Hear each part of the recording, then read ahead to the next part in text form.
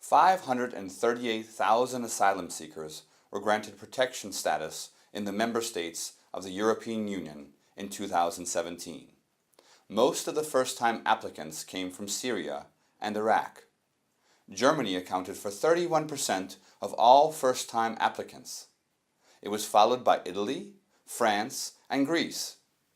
In Germany, 13% of asylum seekers have a degree in tertiary education. These refugees have found in Germany a landscape with over 400 universities and even more research institutions, with the hope to be supported to restart their academic careers.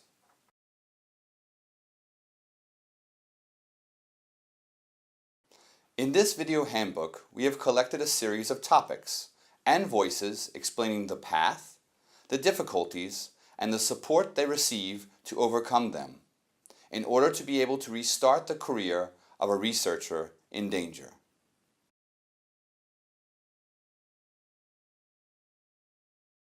The first video of this video handbook explains how the first contact between researchers in danger and institutions is made and how they overcome difficulties in this initial process. Send us your comments and questions via email, social media, or by leaving a comment below. Ich bin wissenschaftliche Mentorin eines geflüchteten Wissenschaftlers. Seit ungefähr 2 Jahren besteht der Kontakt und ja, das ist eine meiner Aufgaben als ja, emeritierte Professorin. Er gehörte zu einem größeren Netzwerk von Wissenschaftlern, internationalen Wissenschaftlern, mit denen ich länger kooperiert hatte. Und dann kam eine Mail, in der er seine Geschichte beschrieben hat. Und daraufhin habe ich gleich reagiert und habe mit ihm Kontakt erstmal aufgenommen. Ich habe gleich nach Möglichkeiten geguckt, wie ich von der Institution her ihm hier einen Aufenthalt ermöglichen könnte. Ich hatte Erfahrungen in dem Bereich und habe ihm gleich gemailt, dass ich mich kümmern würde. Ich kenne das Thema aus früheren Zeiten. Auch in der Bundesrepublik gab es mal eine Zeit lang verfolgte Wissenschaftler, ist lange her, aber gab es auch. Und das hat mich, ja, war eine der Begründungen dafür, dass ich gesagt habe, diesen Menschen muss man helfen.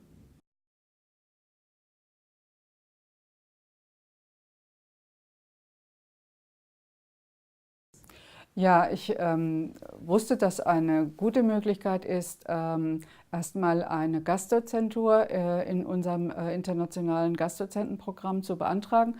Da hatte ich Erfahrung, ich wusste, wie das funktioniert und hatte auch Kontakte zum International Office und habe das dann eingeleitet, habe vorher noch unsere Fakultät informiert, weil die Fakultät sich auch finanziell beteiligen musste, das gehört so dazu. Die Fakultät war auch sofort bereit, ihren Anteil einzubringen und da habe ich in jeder Hinsicht sofort Unterstützung erfahren.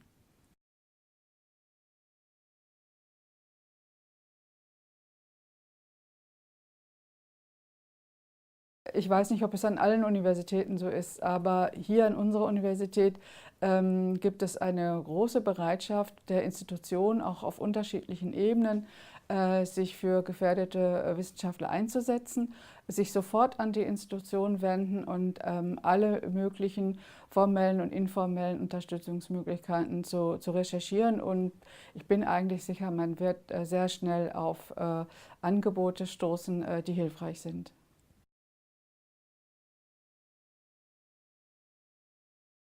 Das Problem ist bei, wir würden sagen, Nachwuchswissenschaftlern, Wissenschaftlerinnen, unsere besondere Situation an der Hochschule mit befristeten Verträgen, mit Drittmittelverträgen und so weiter. Und das kollidiert natürlich ein bisschen mit der Zielsetzung, diesen Wissenschaftlern und Wissenschaftlerinnen hier eine zumindest mittelfristige, vielleicht sogar langfristige Perspektive zu bieten, weil unsere Hochschulgesetze anders funktionieren. Und das ist so ein bisschen das Problem, dass man sich, das gilt für unsere gesamten Mittelbauer, dass man sich sozusagen von Vertrag zu Vertrag hangelt. Und da wäre mein Wunsch, dass man vielleicht für diese Gruppierung andere Regelungen findet.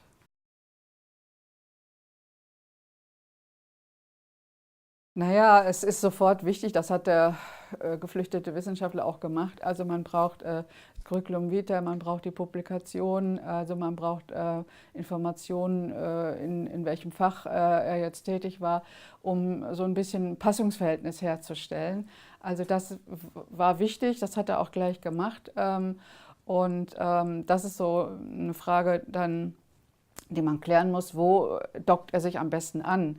Also ist man die geeignete Person oder sollte man ihn an eine Kollegin, an einen Kollegen weitervermitteln? My name is Andreas Zick. I'm the director of the Institute for Interdisciplinary Research on Conflict and Violence, which is a central scientific unit of Bielefeld University. And my contact to scholars at risk, researchers in danger, is linked to grants for researchers.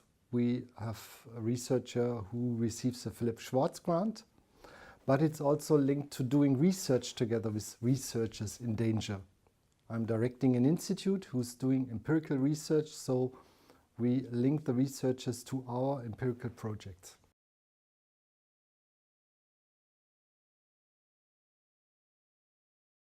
In our institute, we are doing research on conflict and violence. So if I received the question, what was my first contact? My first contact is when I started my career. Why? Because we are doing research on prejudices, discrimination, violence. So we are always linked to researchers who have to do their research in regions, international regions, countries, where there are a lot of threats and risks for doing this research. I can give you an example. When we started our research on prejudices and discrimination, I looked for researchers who can run research in Eastern European countries. And this was in the 80s. And when we met the researchers, we talked about the dangers and the risk of doing research. So conflict and violence research is risky in many countries in the world. A couple of years ago, the former director of the institute, Mr. Heidmeier, started an initiative, and I supported this initiative, to give researchers in danger a place at Bielefeld University for a couple of months to develop research projects here. So we developed an international center for conflict and violence research. We came into contact by running a journal. We are editing an international journal of conflict and violence, and we receive a lot of articles, papers by researchers who are doing research in societies, in countries, in regions where there is a high risk to do this research. Directly face to face, I came into contact on conferences, and especially since 2015, we are hosting in our institute researchers at risk who live in exile.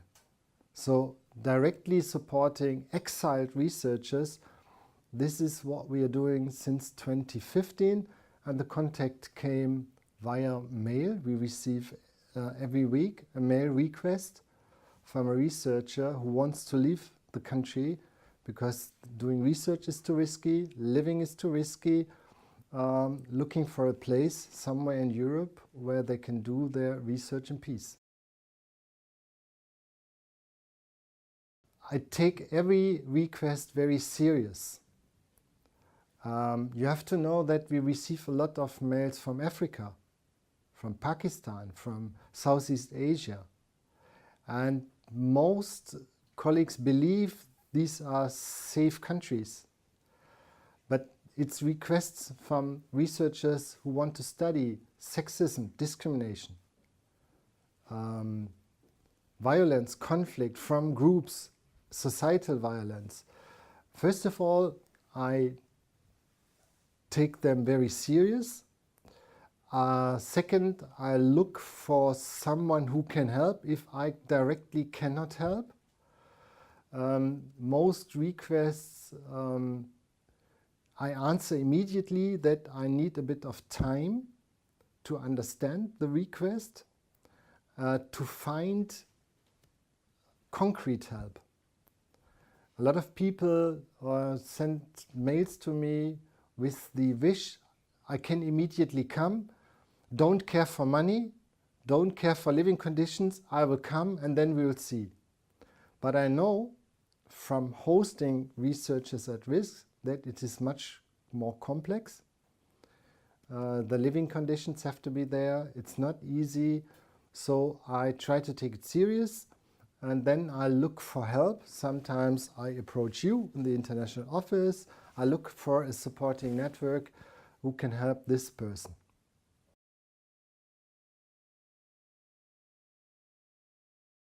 Oh yeah, I receive a lot of help. Bielefeld University takes it very serious, helping researchers in danger, but it's not only helping, but it is supporting a career, doing research, so we are a research university. If the request goes to Bielefeld University, we have the international office. I can ask around colleagues more and more after the immigration of refugees. We are now more sophisticated, we have broader networks, so these are the benefits of this immigration flow to Germany. We have more intelligent systems, so I can refer to a couple of colleagues.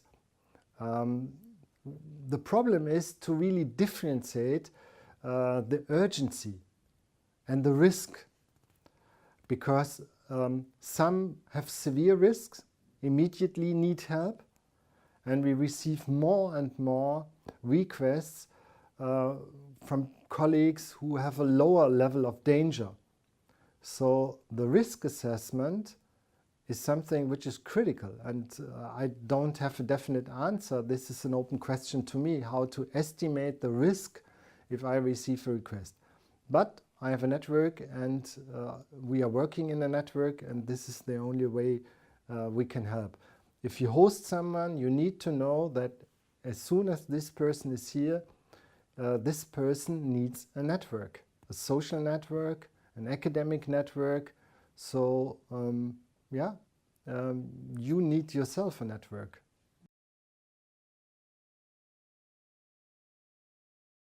The first request is check it, how serious it is.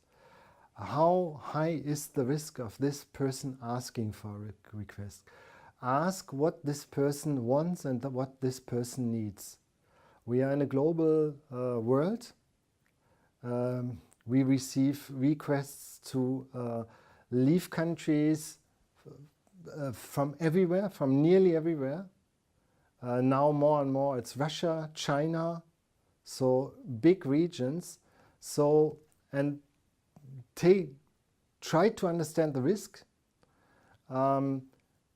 Ask questions if you have questions directly. And if you cannot help, be honest. And tell those who request that you take it serious, but you don't have an idea. And then sometimes you need the help, like of the international office, and more I need the help of scholars at risk. So my scholars at risk in our institute, they help a lot of estimating requests.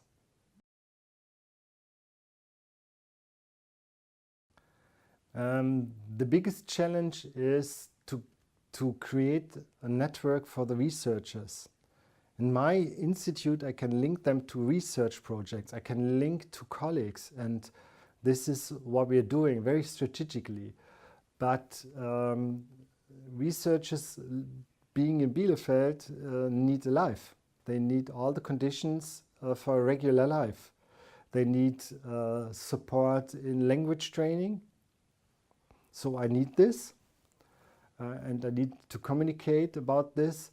you need help with creating an account in a bank, and you need a lot of social help. We more and more have experience with refugees from war zones. They need psychological help, they need a deeper understanding. Sometimes you need to know the cultural habits, the cultural norms, the cultural values of scholars at risk, and the university can help a lot by taking it very serious. Like, I'm now in the international office of the university. This should be the place where people like me can go and get help, support for creating good conditions for the researchers.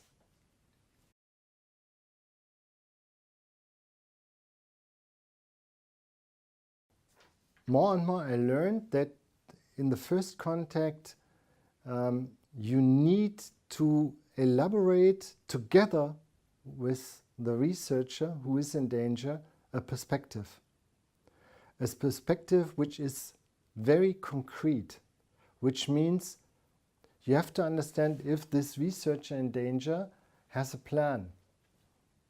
Where do I want to go? Why? Where is exactly this place? Which university? Why this university? Which faculty? Why this faculty? What does she or he want to do? Doing research? Needs education? So you need to find out if the person requesting has something like a perspective to hopes and wishes, which may be frustrating because you cannot fulfill the hopes and the wishes. Some researchers send a request and tell me, I want to make a huge career in Europe in academic research, which is an unfulfilled, a wish I cannot fulfill. I cannot fulfill this even for my researchers who are born here and raised here. So you need to really estimate, is there a concrete perspective? Because we need to know that sometimes these wishes have to be broken down to real life in the university. And this is something which needs a bit time, and it needs more communication.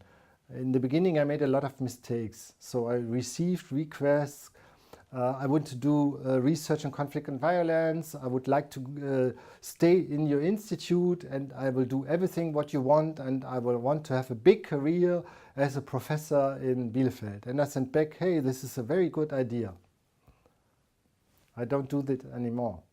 So I ask more questions about this. And what we really need to know is, where is the danger? Is it the danger to doing research? Is the danger to the person? Is the danger to the family? What are the legal restrictions? Is it easy to leave a country? And we also have to be very honest to these persons. Our research institute lives from research. We need the grants, and the grants go to research.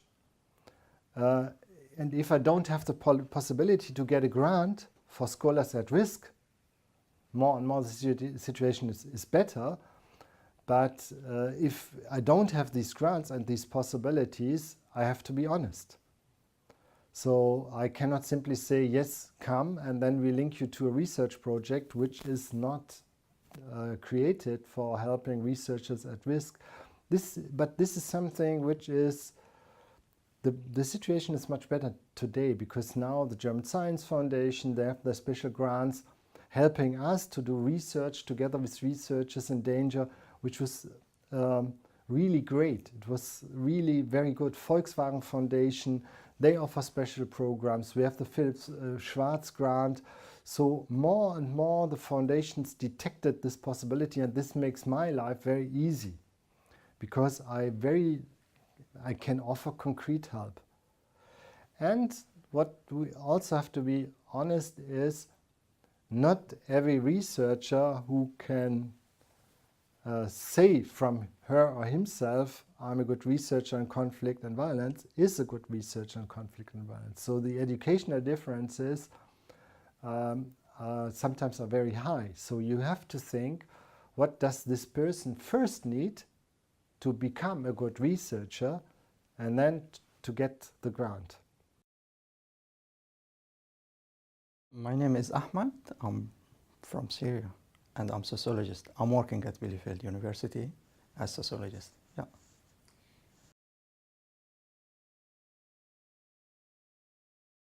I came to Germany as a refugee. I applied for asylum in 2015. Then, yeah, first it was really hard, very difficult for me. But I started communicating with many universities, with international, including international office here in Bielefeld University. And it took time actually until I get a positive response from international office. Mm-hmm. Yeah. Many times before coming to Bielefeld University, I went to another universities. I visited monastery universities. I visited 3 universities in Berlin. I visited Potsdamer University. But the problem was that time is there's no regulations for the case of asylum seekers. It wasn't very clear for the people until they create a new laws for us. BRiDGE us to the university. That's the project was including scientists, refugee scientists in the field of science here in the university. People always wanted to help, but sometimes they cannot do that. One professor I met in Humboldt University, he said to me, okay, I wanted to help you, but I don't know actually if it is possible to people for you to work at the university. So then we carry that, and they discussed that, and then, yeah, it's become like a new laws for us, and it's worked out. First, they should be motivated. You have to know you have a right to work, and there's many people wanted to help you. And maybe when you try, you not only find the solution to yourself, maybe you become a reason to creating a solution to other people. You know. So when I tried it with several universities, but I never give up. I keep trying until the solution come to the light. I think it's an experience, you know, an experience. It's day by day going better, developed. People here in the international offices in the university has more experience about these cases. So I would like to say I'm optimist.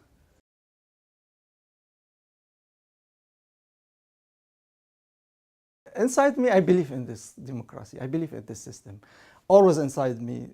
The problem is not because people don't want to help me. Maybe people don't know how to help me. So I keep trying. Then it was, yeah, of course, I wasn't very sure that time. But always was inside me hope, really.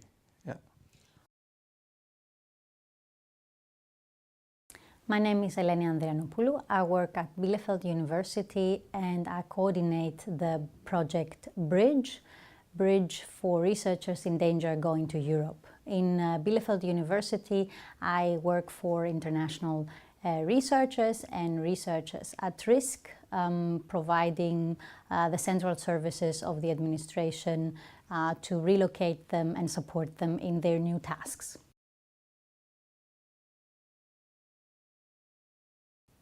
I think the first request I received was by phone.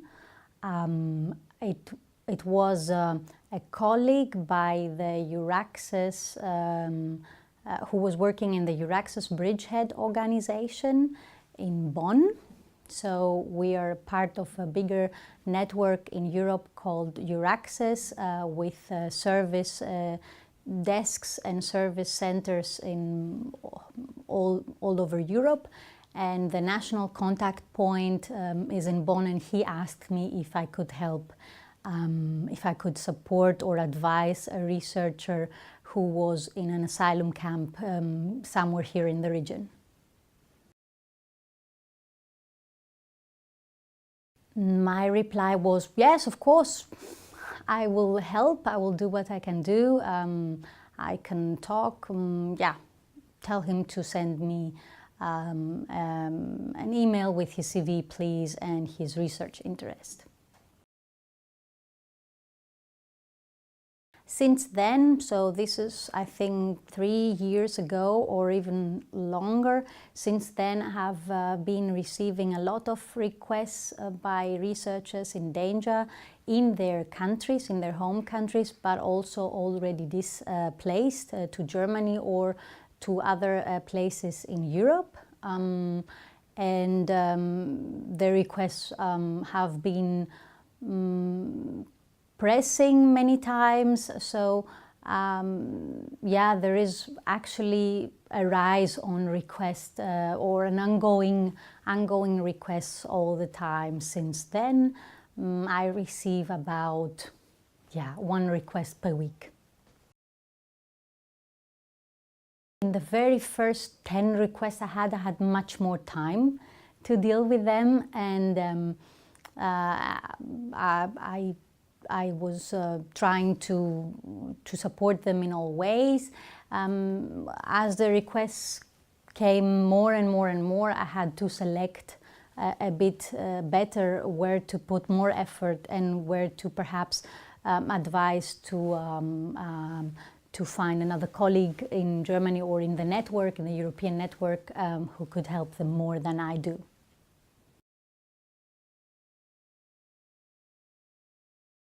I'm supposed to work in the administration for supporting institutes, faculties, mentors, the researchers themselves at risk. So the support that I get is more institutional. I have to say that in my institution I get a lot of support by the high commitment that the rectorate has in this regard, and the rest is, so to say, my professional work. When a colleague in the administration or in the administration receives a first request, I think the most important thing is to know if they have the support of their institution to do this work or not. So they have to involve several levels to find out very fast if the time they're going to invest will be seen as a benefit for the institution, or if it is wanted or not. Because without the support, the institutional support for our work, it cannot work. It's additional work. I have worked in weekends or in the nights. There are emergencies.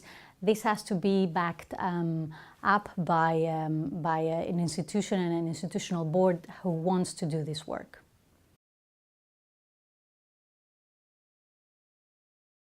The first contact is crucial to show if you are really willing to understand what is the risk and the profile of the person that is behind the lines or on the phone. So in the first contact, I would advise always to ask more questions about who this person is, see the CV, ask for a research profile, ask for a project idea, get to know better what they really want to do and why, and then proceed in thinking, opening your networks in your institution or outside your institution to find the right person who could help further in things that you cannot do.